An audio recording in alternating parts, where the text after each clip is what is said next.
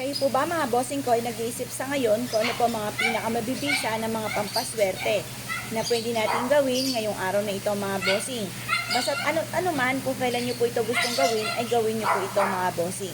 Kailangan lamang po natin mga bossing ko ng ating bawang. Tapos ganun din po ang isang tabon tubig mga bossing. At syempre yung pampitpit po ng ating pong bawang.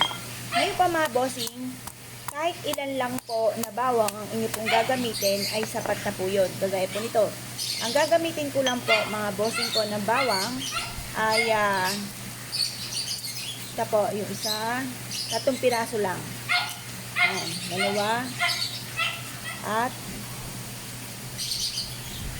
3. Yan, 3 lang po mga bossing. Yan. Pagkatapos mga bossing, sabi nyo po ito gamitin sa pagluluto. Tapos itong ating pinakabalat, huwag nyo pong itatapon dahil pwede natin isama sa pagpapausok mga bossing. Ngayon po mga bossing, ayan na. Pipit-pitin lang po natin itong ating bawang. Nakaharap ka sa may silangan ang mga 6:30 o kaya po'y 7:00.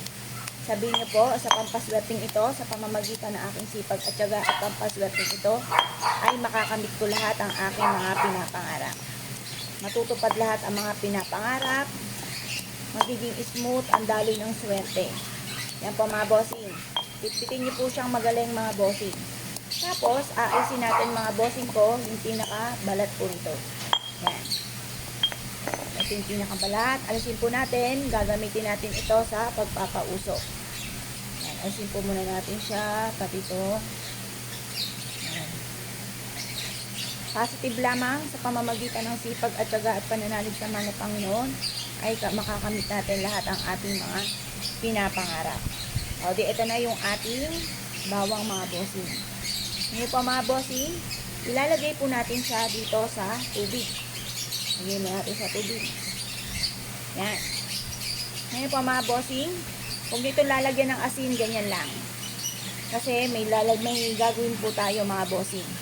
Yan. Ito po yung ating tubig na nagmula lang po sa gripo.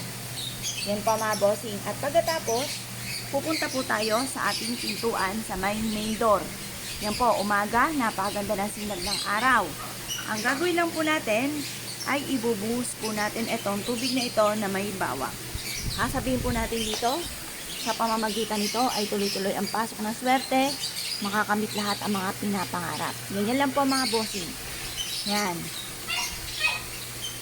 Tapos, eto mga bossing ko, pwede nyo siyang ilagay kung meron kayong tubig kagaya po nito na halaman. Hindi nyo lang siya dyan. Huwag kayong mag-alala. Fertilizer pa nga po yan.